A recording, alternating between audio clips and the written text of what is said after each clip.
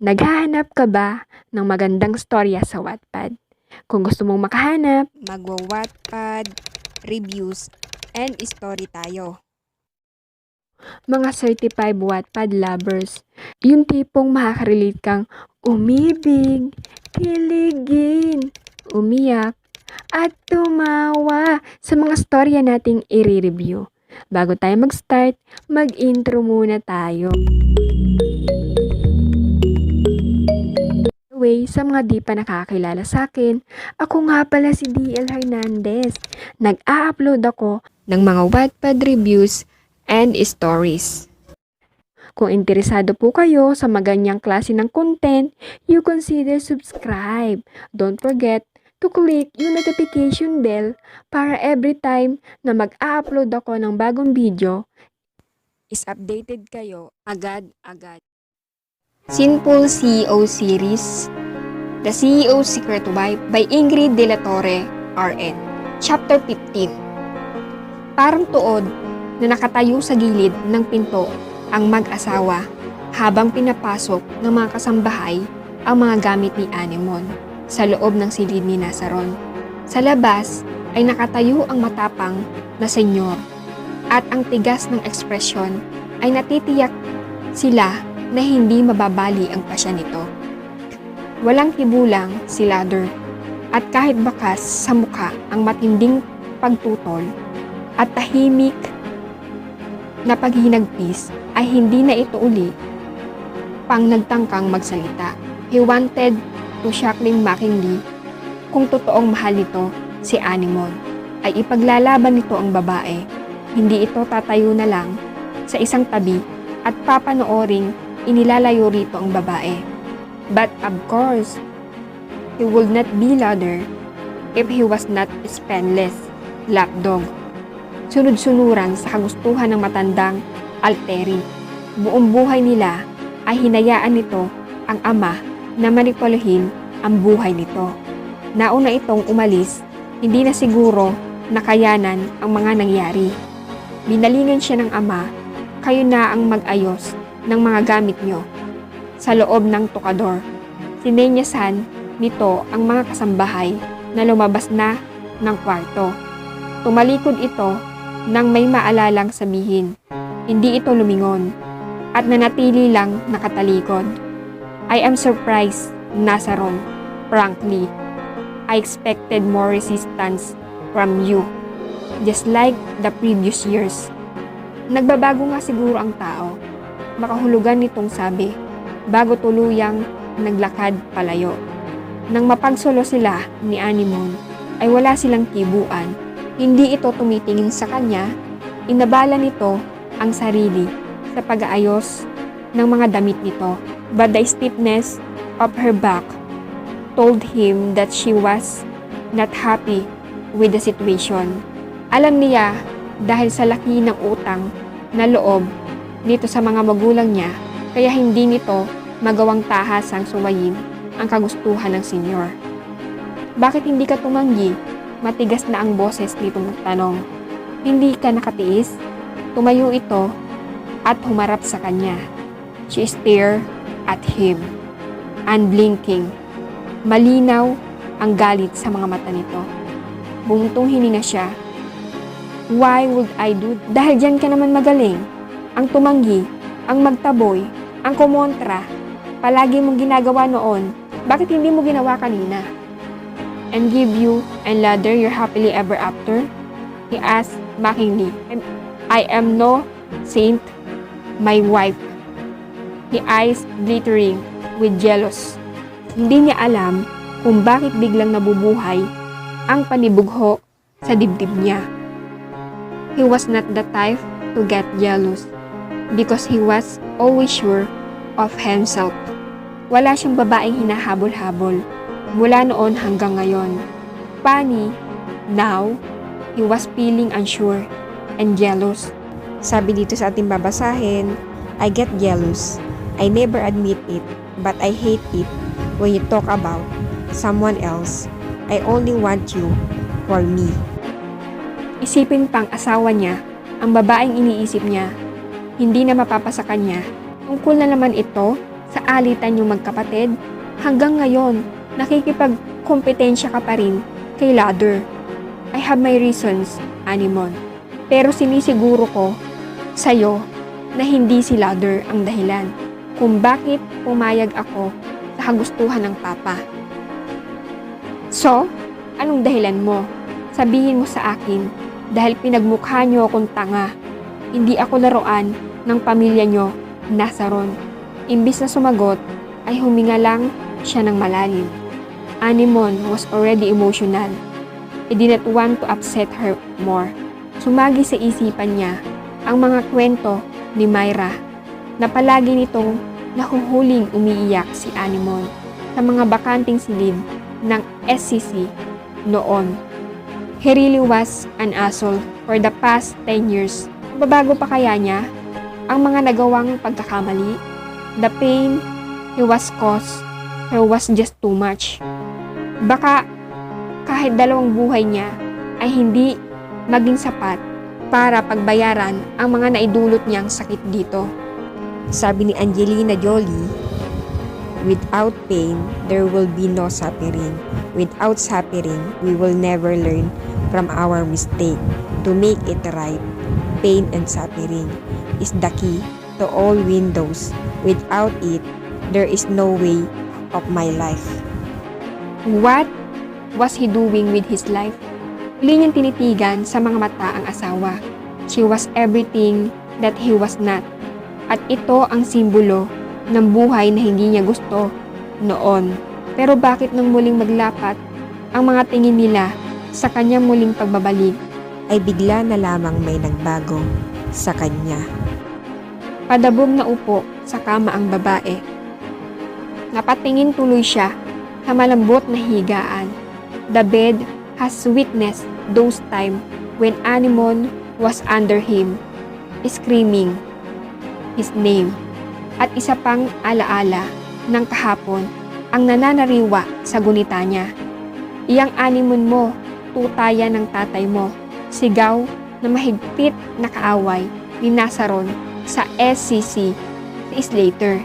Suyang-suya ito sa kanya dahil sa kanya pumatol ang nililigawan nito, anak ng may-ari ng pinakamalaking tindahan ng organic fertilizer sa buong Santa Catalina.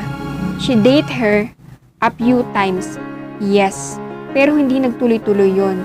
Kaya hindi niya alam kung bakit galit na galit ito sa kanya. Dahil mainit din ang ulo niya, walang pangingiming, sinugod niya ng suntok ang lalaki.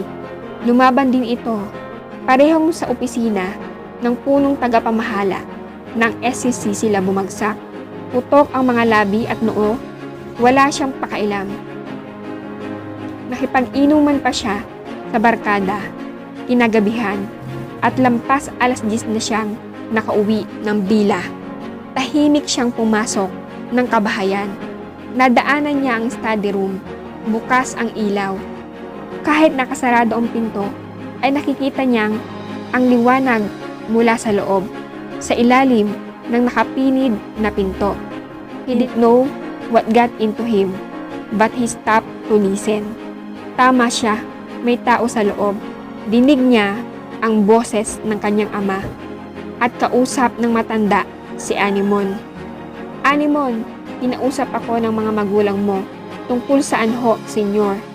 Your parents are ambitious, iha, greedy, even.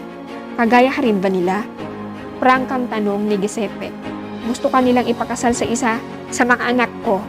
Huwag daw akong mag-alala dahil hindi naman labag sa loob mo ang pagpapakasal kung matuloy man. Naghintay siya sa isasagot ni Anemone pero wala itong ginawa para itanggi ang mga sinabi ng ama at ina nito. Alam mo na ayaw ko noon na mapalapit sa'yo si Nazaron dahil baka makasagabal ka sa mga plano ko sa kanya. Pero sa mga pinagagawa niya ngayon, imposible nang maisakatuparan pa ang mga plano. Kaya naisipan kong makabubuti ngang sigurong ikaw nga ang maging katuwang niya sa buhay. You will be able to tame the wild but lone wolf. Senyor, gawin mo ang lahat, Anemone. hanggang dun na lang ang nakaya niyang pakinggan dahil halos mabasag na ang baga niya sa mariing pagkiskisan. Manipulated old man. Kinakasangkapan pa talaga nito si Anemone. Palagi na lang bang itong masusunod? Sabi ni Eleanor Roosevelt, manipulate the situation to create the reality of your desire. Dumiretso siya sa kwarto niya, maghahating gabi na, nang marinig niya ang mararahang katok sa pinto. He knew who was knocking outside.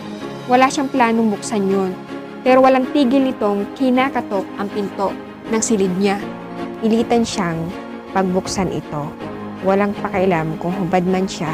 Minsan ay hindi talaga siya nagdadamit kapag natutulog. It felt good to just sleep in the room sometimes, lalo na kapag mainit ang ulo niya. What is your problem? You are disturbing my sleep.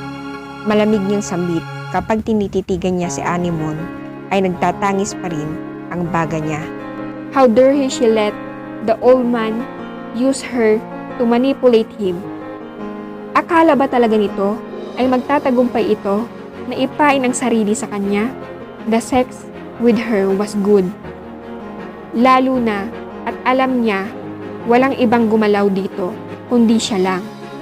But the few blows and the mind-blowing organs will never be enough to tame him. Anong nangyayari sa labi at noo mo? Napaaway ka na naman ba? Nag-aalala nitong tanong. Pilit na iniignora ang hubad niyang katawan. Inawi niya ang kamay nito. Nagtangkang humaplos sa pisngi niya. Can we talk? Magaras ang boses niyang tanong. Namutla ito at nanginginig ang ibabang labi. He wanted to clap a hand on his forehead. Ito na naman sila. Iiyakan na naman siya nito. Bakit alam na alam nito ang gusto niyang sabihin? Bago pa man niya masabi yon dito, gusto na niyang tuldukan ang relasyon nila na hindi naman talaga nasasabing relasyon. Bago pa niya ito masira ng tuluyan at bago pa sila magkasakitan. Masakit ang ulo ko pagdadahilan nito at tinutop ang ulo.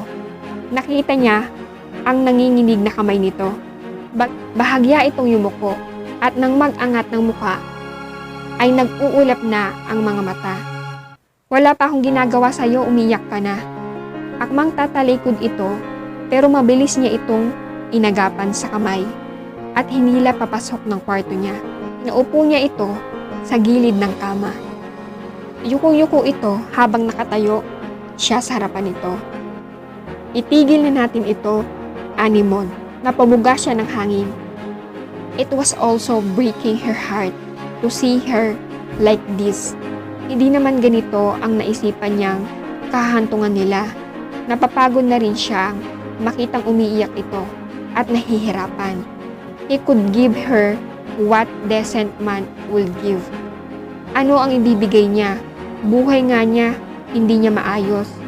He didn't want her to be an extension of miserable life. Kaya nga ayaw niya itong patulan noon. Pero nangyari na ang nangyari. All he wanted to do now was to salvage whatever left of her. Pero heto, at umiiyak na ito. Dahil ba sa nobyo mo sa Maynila? Anong kinalaman niya rito? Matagal na kaming hiwalay. Si Charina ba? Charina who? Nagsasalubong ang kilay niyang tanong. Si Sharina ang anak ni Mang Kanor na may-ari ng organic fertilizer sa merkado. Hindi agad siya nakapagsalita dahil pinilit niyang isipin kung sino ang sinabi nitong Sharina hanggang sa maalala niya si Slater. Yung Sharina nga pala ang dahilan kung bakit putok ngayon ang labi at noo niya. Inakala naman ni Anemone na ang pananahimik niya ay ang pag-aming tumaas baba ang dibdib nito at nakita niya ang pagguhit ng matinding selos sa maganda nitong mukha. Tumayo ito at pinagbabayo siya sa dibdib. May boyfriend na yung babaeng yon. Bakit lahat na lang ng gusto mo? Bakit lahat na lang inaakit mo? Bakit hindi ka makontento sa akin? Bakit gusto mo na marami kami sa buhay mo? Sinalag niya ang kamay nito. Ano ba, Anemone? Saway niya rito. Naan mo yung boses mo at baka magising ang mga tao rito sa bahay. Napakawalang hiya mo. Hindi ka na kontento sa akin. Ano pa ba ang kulang nasa ron? Ibinigay ko na sa'yo ang lahat-lahat. Dumaus-dus ito pababa at sumalampak sa sahig.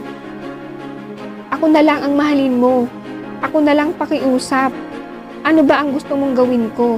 Sabihin mo lang at makahanda akong baguhin ang sarili ko. Sabi dito sa ating babasahin, you can force yourself to stop linking or loving someone, but you can tell yourself that you deserve better and try to move on. Anemone, sinabi mong walang magbabago sa atin. Bakit nagkakaganito ka ngayon? Tumayo ito at kinabig ang batok niya. Saka inilapit ang labi sa mga labi niya. Itinulak niya ito pero muli lang nitong ipinilit ang sarili at muli siyang hinalikan sa labi. Muli niya itong itinulak sa kama. Imbis na huminto ay hinubad nito ang damit.